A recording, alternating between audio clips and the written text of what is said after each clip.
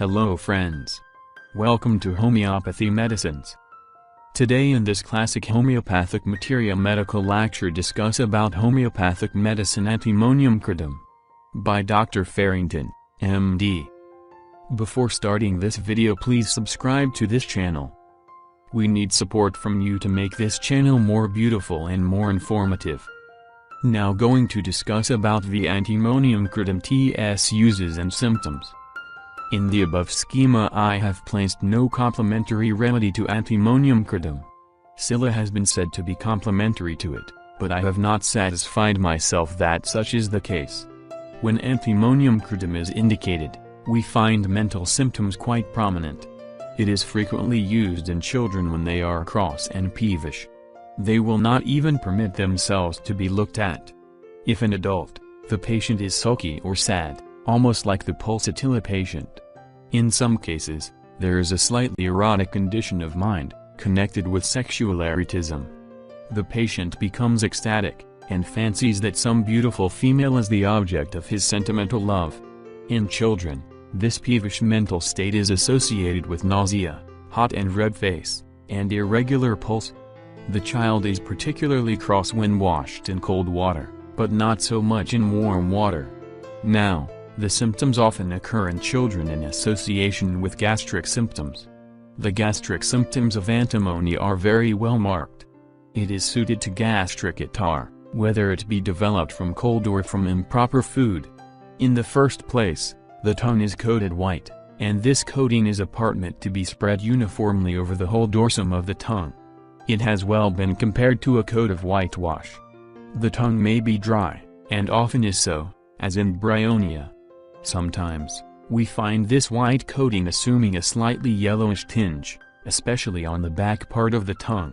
At other times, you will find the borders of the tongue sore and red. Often, there is in the pharynx an accumulation of yellowish mucus. There are nausea and vomiting. The latter is very prominent, and occurs as soon as the child eats or drinks.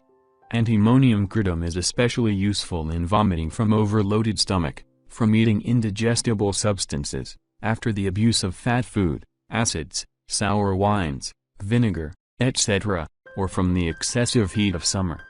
The vomited matters contain food, or, in the case of very young children, they consist of curdled milk. The appetite is impaired. There may be colic, in which case, there is almost always a deposit of lithic acid in the urine. The bowels are affected also. There is often diarrhea. The stool is watery, and contains little lumps of fecal matter.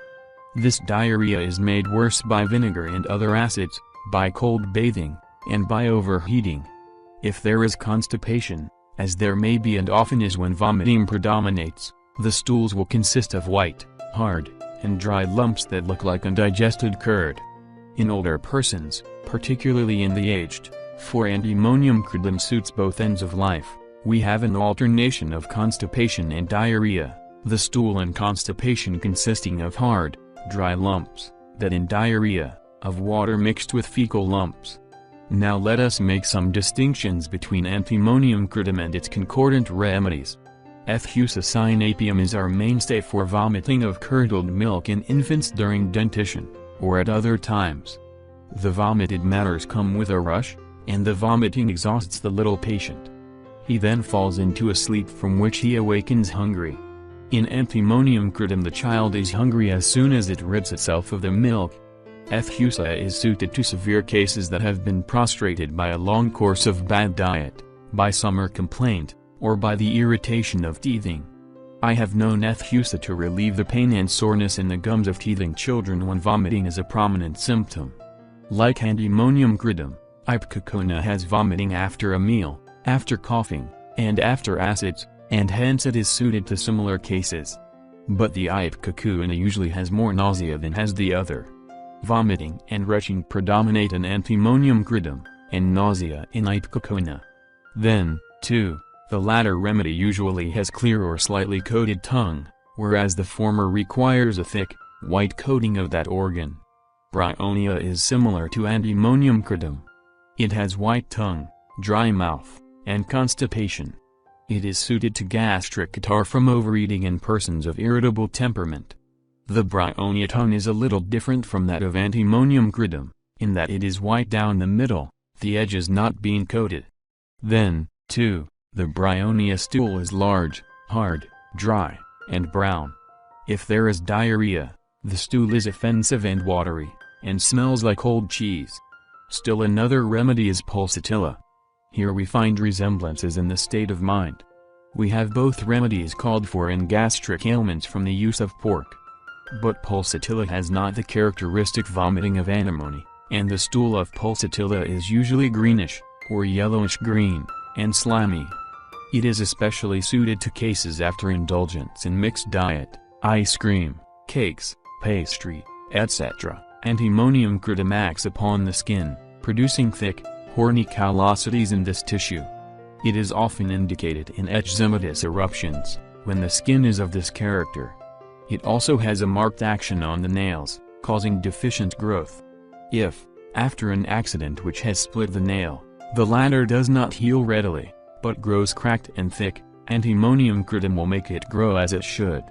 I have also used the drug successfully in the treatment of split hoof, in the case of my own horse. Children in Antimonium crudum often have a crusty sort of eruption, in which the crusts are of a honey yellow color. They are thick, just as we have seen with the callosities. The affected portions of the skin crack readily. This is particularly well marked about the nostrils and corners of the mouth. Now, I know of one case of diphtheria cured by Antimonium crudum when the symptoms were these. The child was very cross, whining and crying simply because it was looked at. This was especially so on awaking from sleep. There were, also, these crusts around the nostrils and in the corners of the mouth. Antimonium crudum not only removed these but cured the diphtheria. The eyes are inflamed. They are worse from any bright glare, as the sunshine, or the glare of a bright fire, here reminding you of mercurius. It is distinguished from graphites by the fact that the rawness is confined to the canthi, whereas under graphites the inflammation involves the whole border of the lids.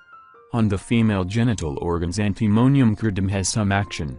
It is useful in prolapsus uteri when there is constant bearing down feeling, as if something were pushing out of the vagina, and tenderness over the ovarian region, particularly when the menses have been suppressed by cold bathing. The leucorrhea is watery and contains little lumps. There is one more use of Antimonium crudum to mention and we are done with it, and that is in adults who are tormented with gout. It is especially useful when gout has become constitutional. There will be gouty nodes in many of the joints. It here helps, provided there are the gastric symptoms characteristic of the remedy present, but not otherwise. Thanks for watching this video. If you want more videos like this, please subscribe to this channel and press the bell icon. Comment us your feedback.